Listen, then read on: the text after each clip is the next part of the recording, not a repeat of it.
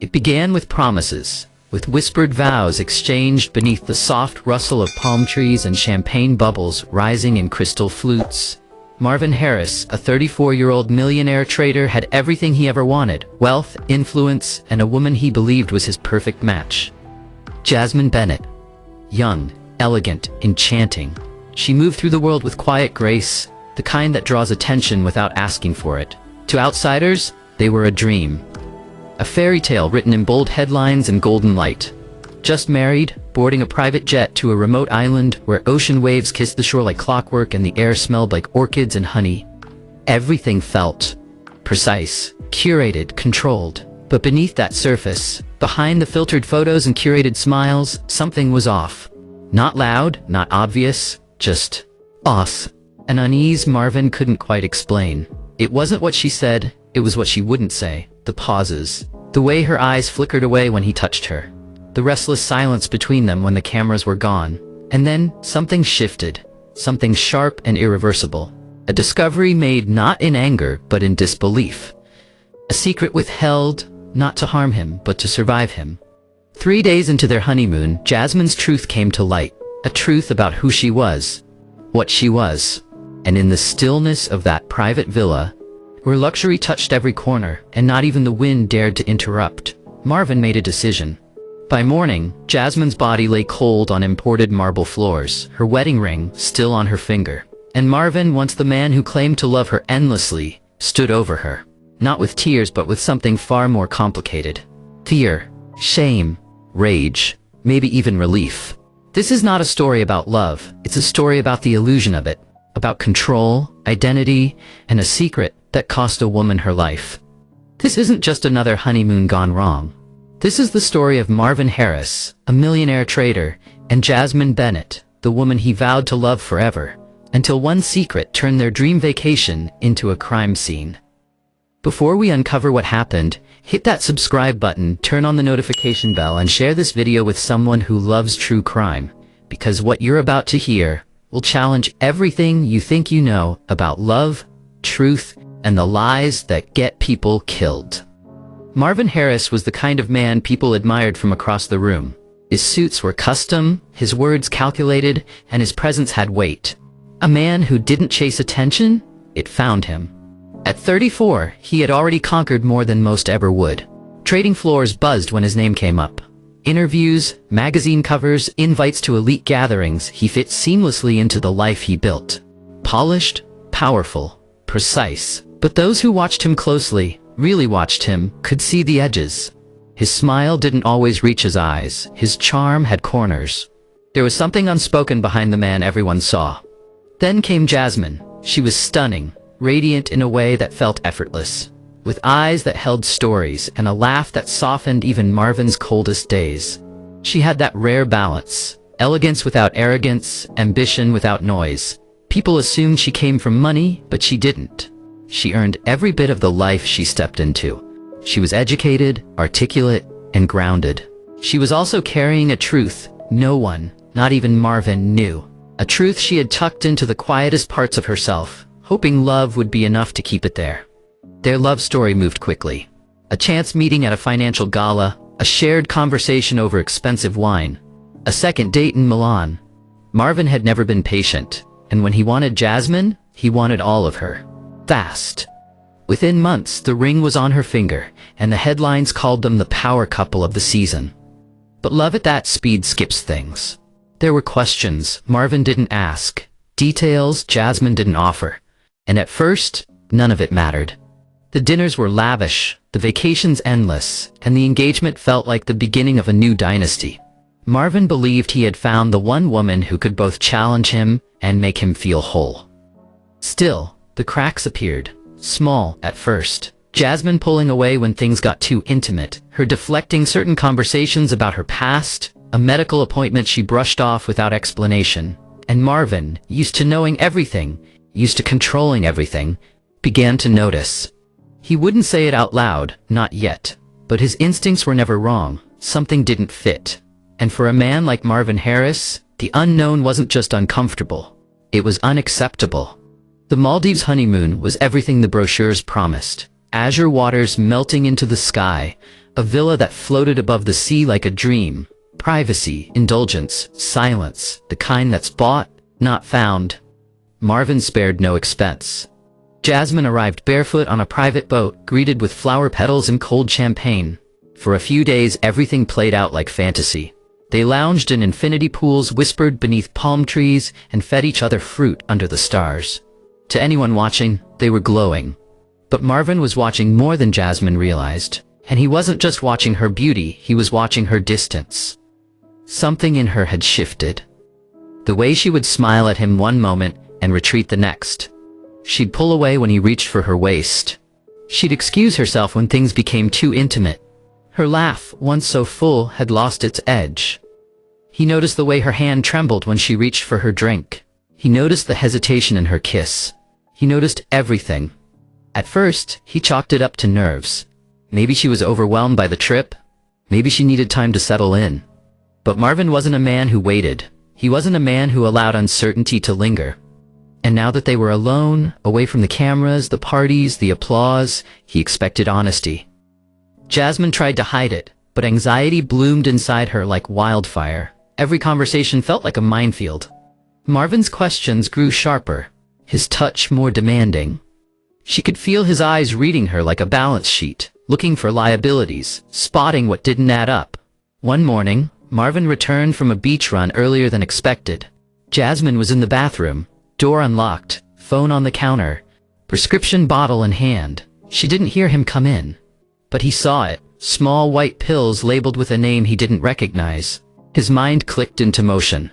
He picked up the bottle, estradiol. He didn't speak right away. He put it back, sat on the edge of the bed, silent, calculating.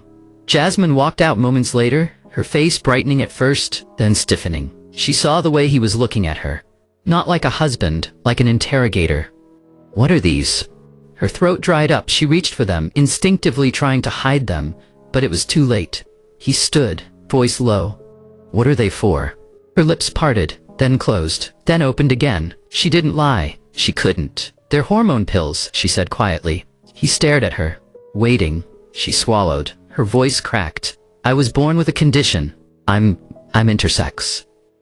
There was a pause, a full minute of stillness, of oxygen hanging heavy in the air. Marvin blinked. Once? I don't understand, he said. And so she told him, carefully, slowly, that she was born with both male and female physical traits. If you're enjoying this story, kindly do us a favor and subscribe to our channel. It is free and won't cost anything, but it means the world to us. We're just a small channel trying to grow. Thank you, and back to the video. That doctors had made decisions early on, that growing up was confusing, terrifying, that she had made peace with her identity over time, choosing to live as the woman she always felt herself to be, that the pills were part of that life, something she had quietly managed for years. She looked at him, eyes glassy, voice trembling. I didn't tell you because I was afraid. I was afraid it would make you look at me differently. And he did. His eyes didn't soften. They sharpened. You lied, he said. No. I didn't lie. I didn't know how to tell you. You married me with a secret like that? His voice grew colder. You let me touch you, sleep beside you, all this time. I was scared, she whispered. Please, you have to understand. But he didn't, because for Marvin, this wasn't just a betrayal. It was an attack on his pride, on his masculinity, on his image. The perfect wife he had shown off, bragged about, posted online, was not who he thought she was. To him, it wasn't about love. It was about being fooled, deceived, mocked. He turned away from her that night, said nothing for hours. Jasmine cried in the bathroom, curled up beside the tub, unsure if she should pack a bag or try to reason with him. But by then, she already knew something inside him had broken. Over the next few days, Marvin unraveled in silence. He didn't speak unless she asked a direct question. He walked ahead of her instead of beside her. His affection dried up. But what chilled Jasmine most wasn't the silence. It was the moments when he would stare at her, blank, calculating, as if weighing his options, as if trying to make a decision. He started drinking more, just one extra glass at dinner, then two. His tone shifted, sarcastic, sharp. He made cruel little comments disguised as jokes. He mocked her perfume, questioned her choices. At one point, he held her hand just long enough to whisper, "You really thought I wouldn't find out?" And Jasmine knew then. This was no longer a safe space. This was a countdown. She began texting a friend back home but stopped mid-sentence. What could she even say? She considered calling the hotel concierge, even the embassy, but Marvin watched her now. Constantly. Her phone would go missing for hours. Her calls would mysteriously fail. She tried to suggest they cut the trip short, but he refused, saying they were fine and she needed to relax. But Jasmine could feel it. The storm was coming. And when it did, there would be no time to run. It was their 6th night in paradise.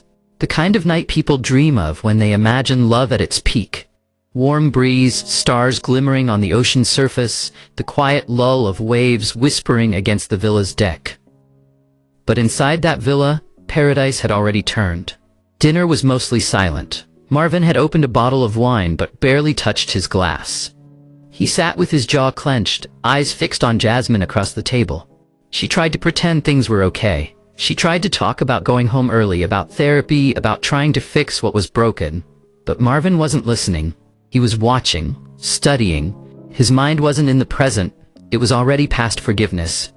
Back in the bedroom, Jasmine reached for her suitcase. She began folding clothes, avoiding his eyes. She said she'd sleep in the guest suite, just for the night. She said they needed space. Marvin stood by the window, silent. Then he turned. "You think you can just walk away?" he said. She paused. "I'm not walking away," she said carefully. "I'm trying to give you space." His voice sharpened. "You tricked me. You made me into a joke." "No, Marvin, please. I loved you. I love you." But love wasn't enough anymore. Not to Marvin. Not after what he believed she'd done to him. He stepped closer, his breath shallow. Jasmine stepped back. "I gave you everything," he said, "and you gave me a lie." She backed toward the wall, shaking her head. "Please don't do this." And then, it happened, fast. Violent. Final. Marvin's eyes locked onto the thick velvet tie-back cord that held the heavy curtains in place. He grabbed it, mechanically, without hesitation, and rushed her. She screamed once. He wrapped the cord around her neck with both hands, pulling with a strength fueled not just by rage, but by betrayal, shame, and the desperation to erase what he could not control. Jasmine clawed at him, her legs kicked, her mouth opened in a silent plea. He didn't stop. Not until her body went limp in his arms, the cord still embedded in her neck like a twisted necklace of luxury turned lethal. And then, silence. Thick.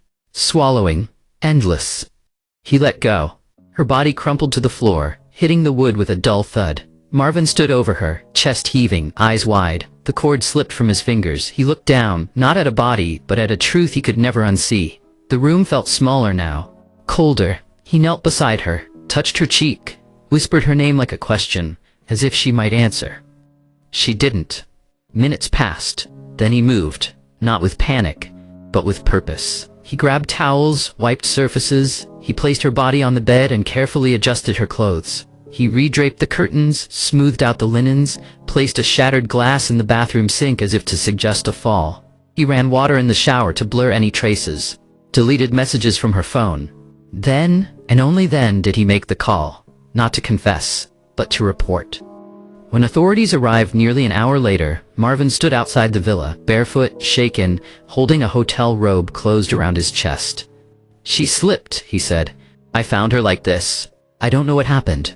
His voice cracked. His hands trembled. To the officers it looked like grief. To Marvin, it was performance.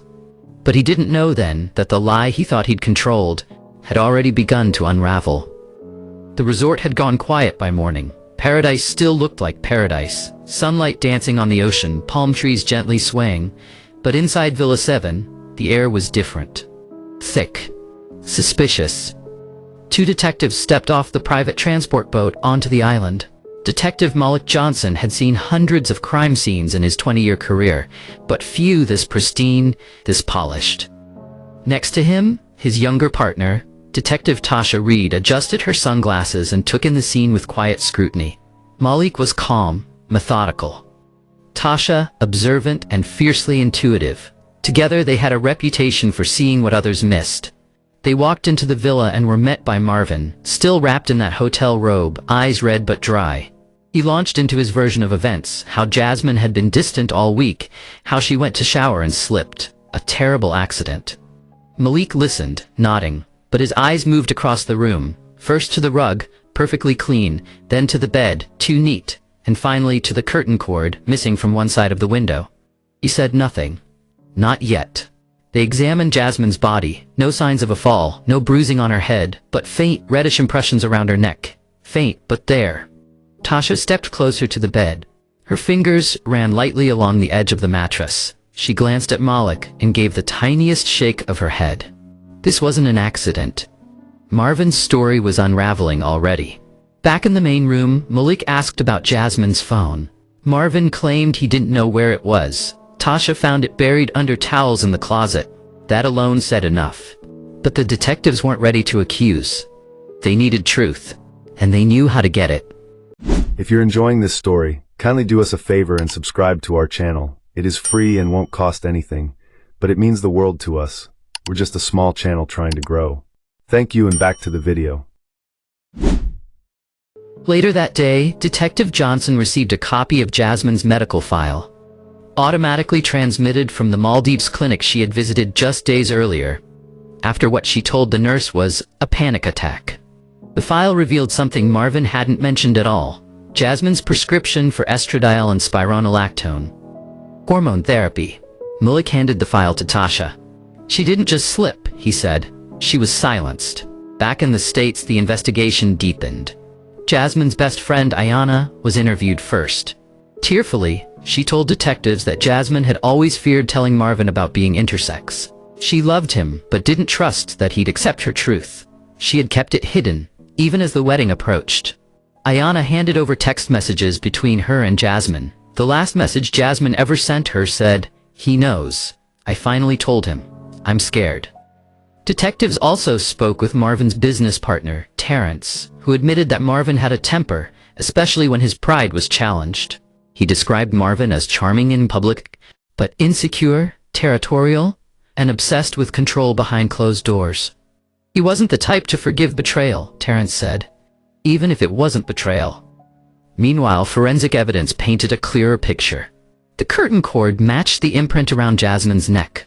The time of death didn't align with Marvin's story. The timeline he gave?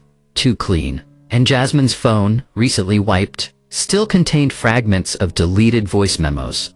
One file recovered said simply, "I don't know how he'll react. If you're hearing this, something's gone wrong." Malik closed his notebook. They had enough. Back in the Maldives, Marvin was called in for further questioning. This time he was less composed. His charm was cracking. "We know she didn't fall," Malik said. "We know you found her medical records. We know what you did." Marvin stared at the table, lips trembling. For a moment he said nothing. Then finally, his voice low, he said, "I didn't sign up for that." No remorse, no confusion, just rage, masked as justification. He was arrested on the spot. Marvin Harris was arrested without resistance. The same man who once stood confidently in front of investors and luxury clients now sat in the back of a police vehicle, his face hollowed, his hands cuffed. He didn't ask for a lawyer immediately. He didn't even ask for a phone call. At the station, under the dull yellow light of the interrogation room, Marvin finally cracked. His voice was flat when he spoke.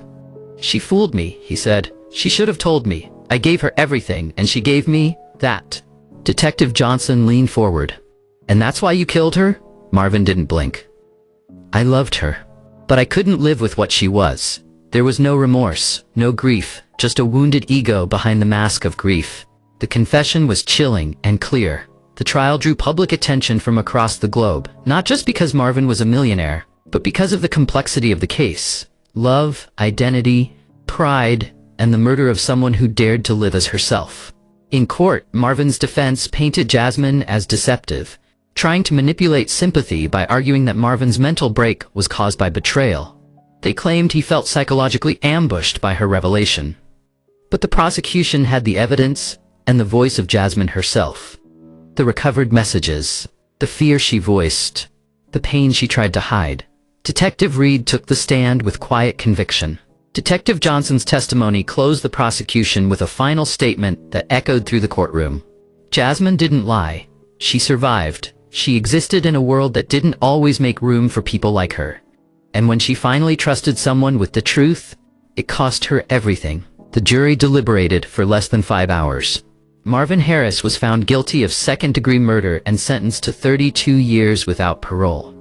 Justice in some form had been served. But justice couldn't bring Jasmine Bennett back. She had been a woman of courage, of love. A woman trying to build a life that honored who she was, despite the risks, the fears, and the world that too often punished difference. Her wedding ring was returned to her parents, a simple gold band engraved with the words, "Forever begins now." But forever was stolen. Jasmine's truth cost her everything, but her voice still matters, and now it's your turn to speak. What do you think? Should Marvin have shown compassion? Or was his reaction, however devastating, inevitable? We want to hear your thoughts in the comments. If this story moved you, take a moment to give it a like, and if you haven't already, subscribe to our channel for more in-depth true crime documentaries. Real cases, real lives, and the truths that often go unheard. And please, share this video. Help raise awareness about intersex identity and the very real danger that comes when love turns into shame and shame turns into violence. This has been another story from my channel. Thank you for watching.